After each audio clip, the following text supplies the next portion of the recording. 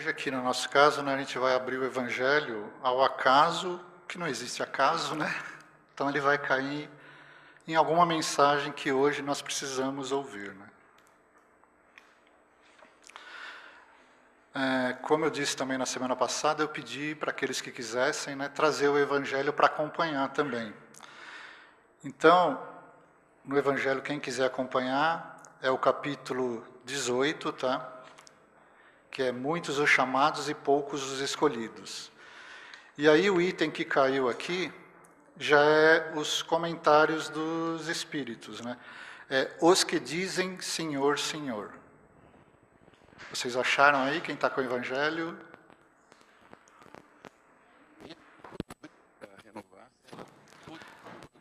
Então assim, os que dizem Senhor, Senhor.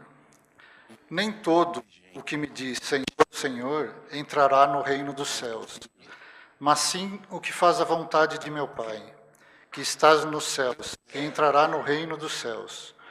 Muitos me dirão naquele dia, Senhor, Senhor, não é assim que profetizamos em Teu nome, e em Teu nome expelimos os demônios, e em Teu nome obramos muitos prodígios?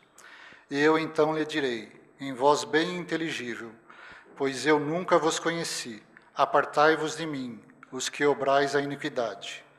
Mateus capítulo 7, versículo 21 a 23. E continua aqui, tá?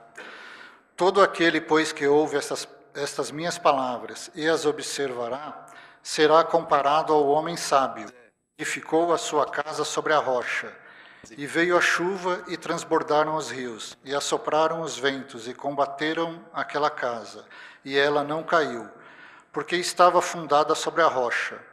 E todo que ouve estas minhas palavras e não as observa, será comparado ao homem insensato, que edificou a sua casa sobre a areia.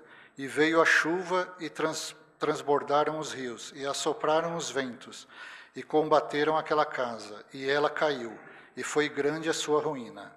Mateus capítulo 7, versículo 24 a 27, e Lucas capítulo 6, versículo 46 e 49. Esse trecho ainda continua. Aquele, pois, que quebrar um desses mínimos mandamentos e que assim ensinar aos homens, será chamado muito pequeno no reino dos céus. Mas o que os guardar e ensinar a guardá-los, esse será reputado grande no reino dos céus. Mateus capítulo 5, versículo 19. Todos os que confessam a missão de Jesus dizem, Senhor, Senhor. Mas de que vale chamá-lo Mestre ou Senhor, quando não se seguem os seus preceitos? São cristãos esses que o honram através de atos exteriores de devoção e ao mesmo tempo o sacrificam no altar do egoísmo, do orgulho, da cupidez e de todas as suas paixões? São os seus discípulos esses que passam os dias a rezar e não se tornam melhores, nem mais caridosos, nem mais indulgentes para com os seus semelhantes? Não porque a semelhança dos fariseus tem a prece nos lábios e não no coração. Servindo-se apenas das formas, podem impor-se aos homens, mas não a Deus. É em vão que dirão a Jesus, Senhor, nós profetizamos, ou seja, ensinamos em vosso nome, expulsamos os demônios em vosso nome, comemos e bebemos convosco. Ele lhes responderá, não sei quem sois, retirai-vos de mim, vós que cometeis iniquidade, que desmentes as vossas palavras pelas ações que caluniais o próximo, que espoliais as viúvas e cometeis adultério. Retirai-vos de mim, vós cujo coração destila ódio e fel, vós que derramais o sangue de vossos irmãos em meu nome, que fazeis correrem as lágrimas em vez de secá-las. Para vós haverá choro e ranger de dentes, pois o reino de Deus é para os que são mansos, humildes e caridosos. Não espereis dobrar a justiça do Senhor pela multiplicidade de vossas palavras e de vossas genuflexões. A única via que está aberta para alcançardes a graça em sua presença é a da prática sincera da lei do amor e da caridade. As palavras de Jesus são eternas, porque são a verdade. Não são somente a salvaguarda da vida celeste, mas também o penhor da paz, da tranquilidade e da estabilidade do homem entre as coisas da vida terrena. Eis porque todas as instituições humanas, políticas, sociais e religiosas que se apoiaram nas suas palavras serão estáveis como a casa construída sobre a pedra.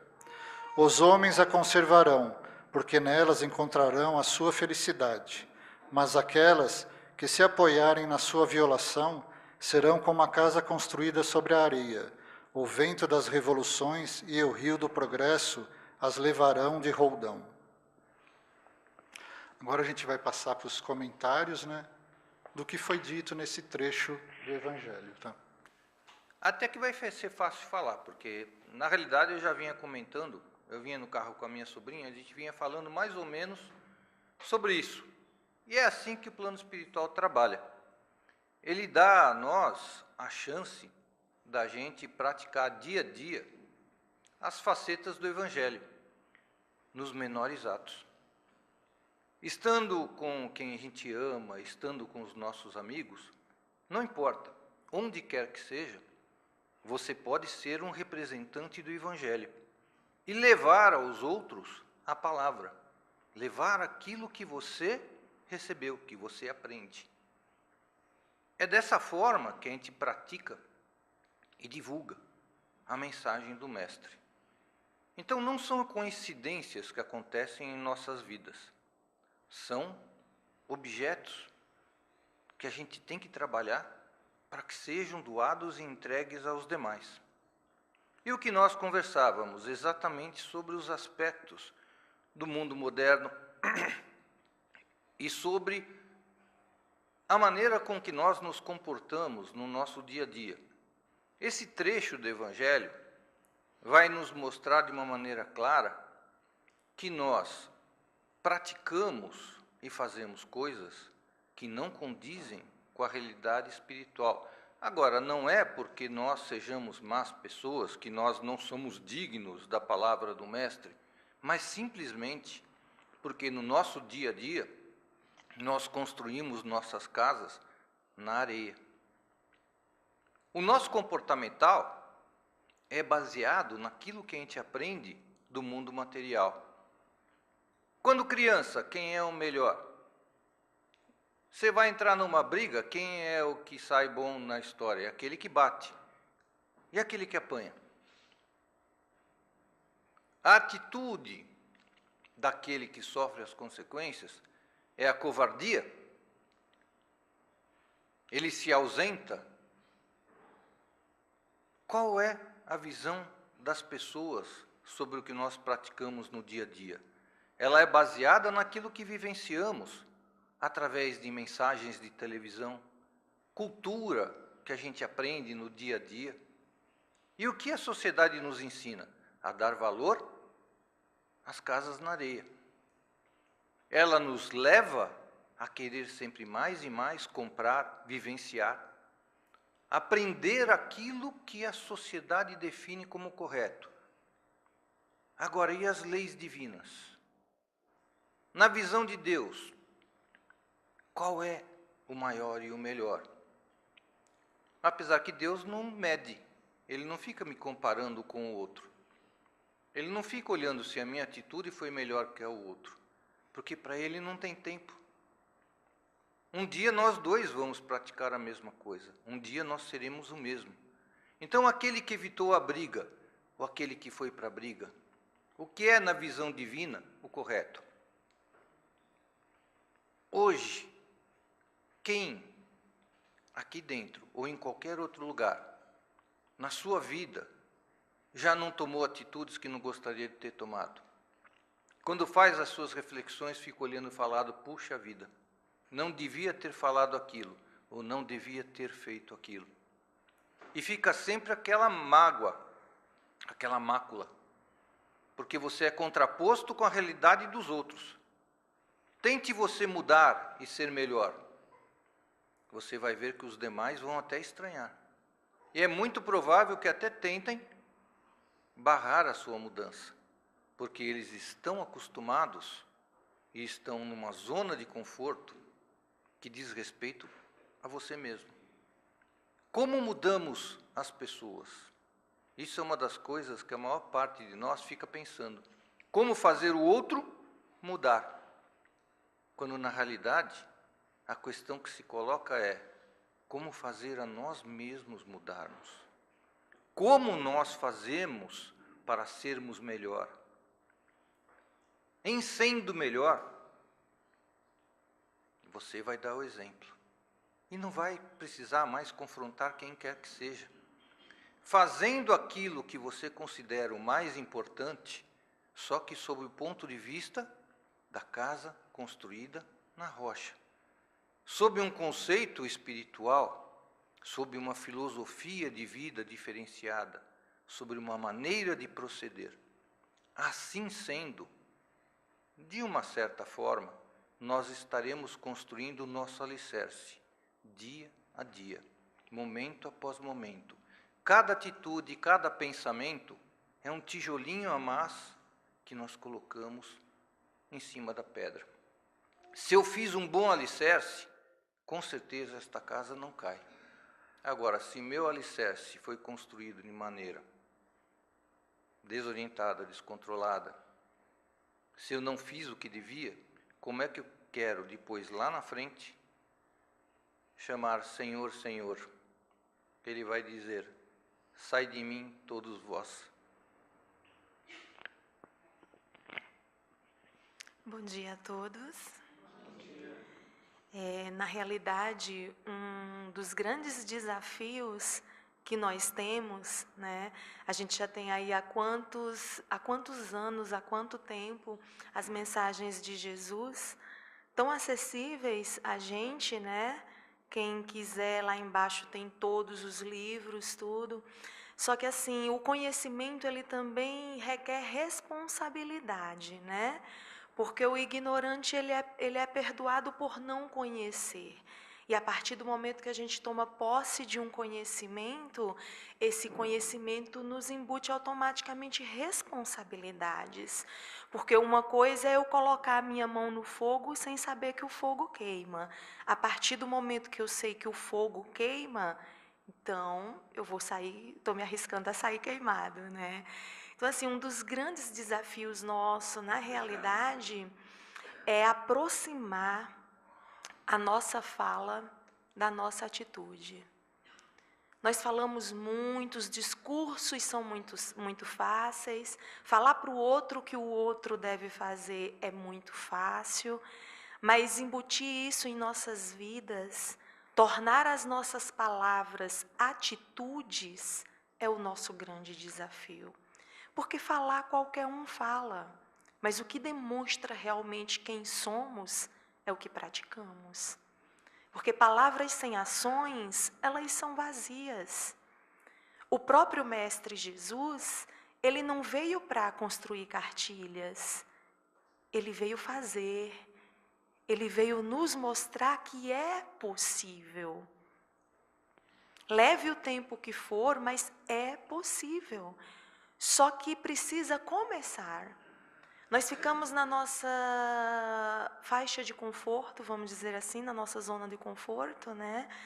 Onde a gente sabe que toda mudança, tudo que a gente muda na nossa vida, na nossa rotina, nos traz alguma consequência.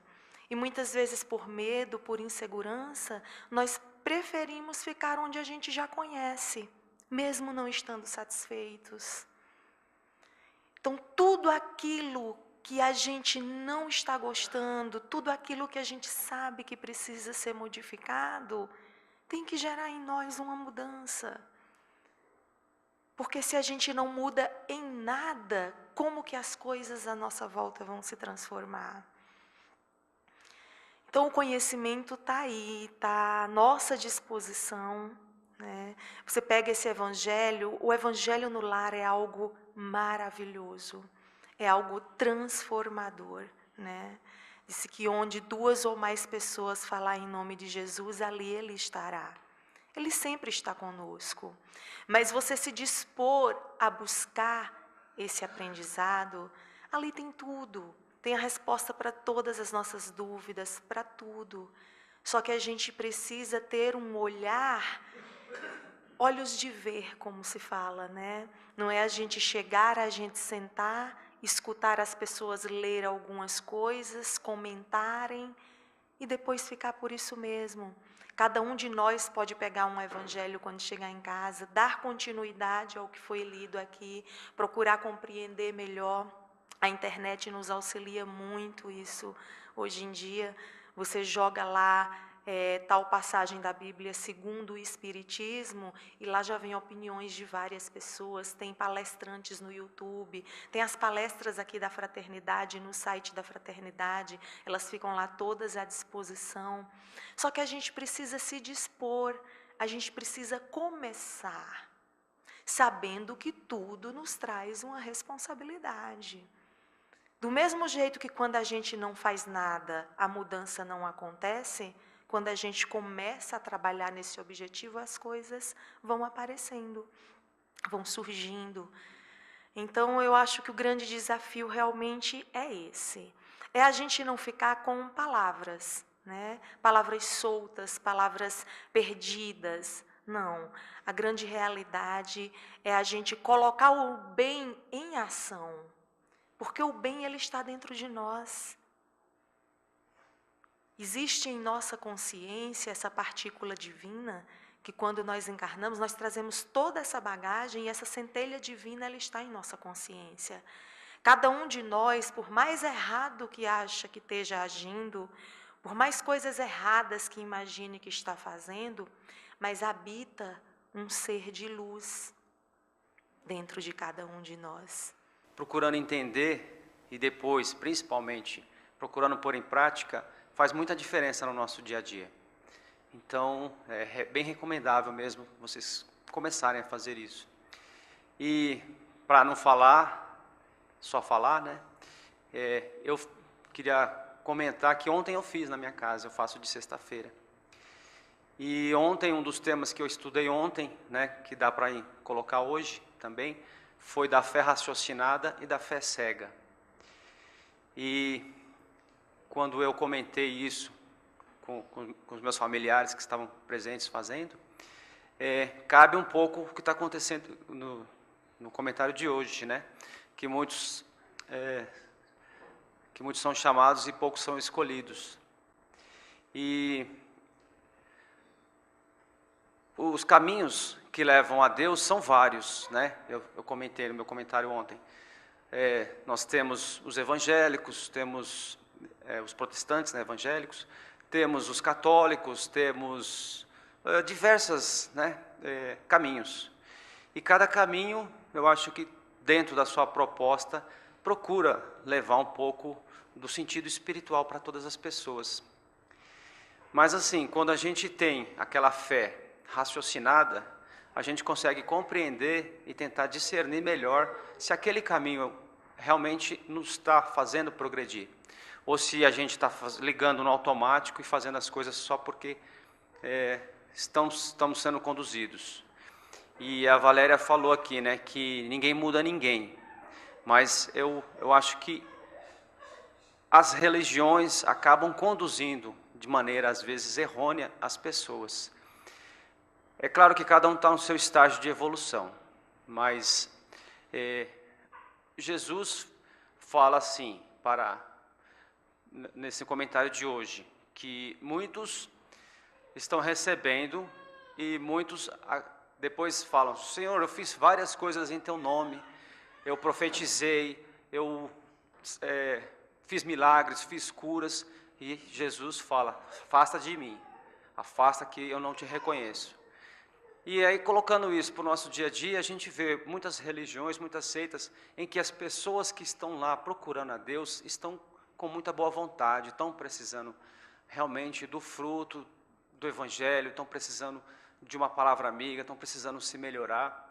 E lá eles encontram, às vezes, pessoas que são mal intencionadas, que exploram a fé, exploram aquelas pessoas que estão desesperadas. E eles têm uma eloquência, eles falam muito bem, eles acabam até ajudando essas pessoas. Porque você imagina uma pessoa que, por exemplo, está no mundo das drogas. De repente, começa a frequentar uma igreja evangélica e, conforme aquelas palavras, ele se sente tocado e deixa as drogas. Já foi uma boa coisa, ele já se melhorou. Porém, ele acaba sendo conduzido para um caminho de fanatismo. Então, isso é um perigo. E essas pessoas é que a Jesus se refere, que estão usando peles de lobo em corpos de cordeiros. E eles estão fazendo essa condução errada, e aí eles serão condenados depois, porque muito será cobrado a quem muito foi dado. Então eles têm o conhecimento e estão utilizando isso para o seu próprio proveito. Então isso é muito negativo, e eu acho que essa mensagem de hoje também coloca um pouco isso aí, para que a gente, quando for seguir algo, procurar seguir aquilo que o coração está falando. Não, realmente esse é um caminho. E tentar, com a razão, ver que aquilo tem coerência, para que vocês não sejam mais um rebanho com aquele pastor que, ao invés de levar vocês para a luz, vai levar vocês para o buraco. Então, acho que é importante também a gente fazer essa reflexão. E isso aí é para todos isso aí, inclusive para aquele que é espírita. Porque eu me lembro até de uma mensagem que foi dita aqui, que eu achei interessante, que no plano espiritual existem hospitais para espíritas. Por quê? Porque os espíritas, vamos dizer assim, os que deveriam ou têm muito mais entendimento, porque eles, aceitando esse intercâmbio com o mundo espiritual, sabendo o que acontece, porque a gente tem várias comunicações dizendo como que é o mundo invisível, né, que na verdade é o verdadeiro mundo. Então o conhecimento nosso é maior, portanto a responsabilidade também vai ser maior para nós. E existem vários hospitais no plano espiritual para receber os irmãos espíritas, que quando estão aqui, acham que porque tem esse conhecimento, são melhores que os outros. E na verdade não é isso, a responsabilidade é maior, mas não que somos melhores, somos até mais devedores. E um grande espírita proeminente, um bom orador, excelente orador, ao desencarnar, quando chegou do outro lado, ele esperava já chegar lá no nosso lar, né, e ficar lá junto com Emmanuel. Mas, quando ele chegou lá, ele viu que a coisa não era assim. E inclusive, ele foi recebido por um irmãozinho, que quando ele estava na casa espírita, era aquele que ficava lá no fundo, que quase não falava, que quase que não tinha muita expressão na casa. E ao chegar lá, ele achou estranho, que aquele irmãozinho foi recebê-lo. Ele falou: nossa, mas eu pensei que eu ia chegar aqui, o Emmanuel que ia me receber. Aí ele falou: não, pediram para mim vir te receber, eu vim. Aí, quando ele conseguiu falar com o mentor dele, que o mentor dele apareceu para ele, falou: não estou entendendo, eu fiz tanta coisa boa lá, eu ia na casa espírita, eu dava passe, fazia desobsessão, fazia tantas coisas, e não estou entendendo. Esse irmãozinho aqui, que quase não tinha expressão lá na casa, está aqui me recebendo, como se ele fosse melhor do que eu aqui. Aí ele perguntou para esse irmãozinho: o que aconteceu? Ele falou assim: nada, eu simplesmente fiz aquilo que você vivia falando. Ou seja, esse grande espírita falava muito, mas na sua intimidade, no seu dia a dia, ele não agia com a mesma coerência e, portanto, não dá para esconder, gente. Então é isso, a gente tem que tentar entender o que o Evangelho nos traz, mas principalmente colocar em prática. E esse é o mais difícil para a gente. Então, desejo que vocês façam esse esforço, nós façamos esse esforço, porque sem isso a gente realmente vai ficar só patinando. De tudo que foi falado aí, é assim, a Eliana, que de vez em quando faz palestra aqui, outro dia ela falou que parece que todas as palestras têm o mesmo significado, né? E na real porque a gente ouve e não muda, e não pratica, então a gente tem que continuar ouvindo sempre a mesma coisa. A verdade é que assim, não adianta, como fala aqui, né, que ficar rezando e de joelhos, que não vai adiantar nada se quando você terminar de rezar e levantar, sair lá fora, você continuar sendo a pessoa má, que não ajuda ninguém, que se alguém vem te pedir algum favor, você nem olha na cara. Né? A gente tem que rezar, sim. Não precisa nem ser de joelhos. É rezar com o coração, com sentimento, mas praticar a caridade, a ajuda ao próximo, a fraternidade. Jesus, em muitos exemplos que ele dava, ele falava dos fariseus. Né? Parecia até que ele tinha bronca dos fariseus, né? Mas ele não tinha bronca, não. É porque os fariseus eram os doutores da lei. Eles sabiam tudo o que Deus pedia, só que eles só sabiam, né? Eles não praticavam. Todo mundo que ia pedir ajuda para eles nem aceitavam conversar com as pessoas, porque eles eram o top, né? Por isso que Jesus sempre dava eles como exemplo, né? E é isso que essa mensagem veio hoje para a gente. A gente precisa, sim, ter o conhecimento, precisa fazer orações, precisa praticar, principalmente, né? Praticar o Evangelho. Praticar o amor, a fraternidade, a caridade, trabalhar o nosso orgulho. Trabalhar não, como Kardec diz em várias passagens da doutrina, é extirpar o nosso orgulho, que é a chaga da humanidade. Quando a gente conseguir fazer isso, estaremos num mundo melhor. Né? Mas isso é o dia a dia, não existe mágica, não existe milagre. É aos poucos, mas depende somente de nós. Não adianta falar, Deus vai me ajudar. Vai, os Espíritos vão ajudar. Mas é você que tem que dar a oportunidade, é você que tem que abrir o seu coração para que essa ajuda possa ser concluída. 99% depende de nós. Então é isso. Vamos estudar, vamos orar, mas vamos praticar lá fora, sempre tentando mais, perseverando na nossa evolução espiritual e moral.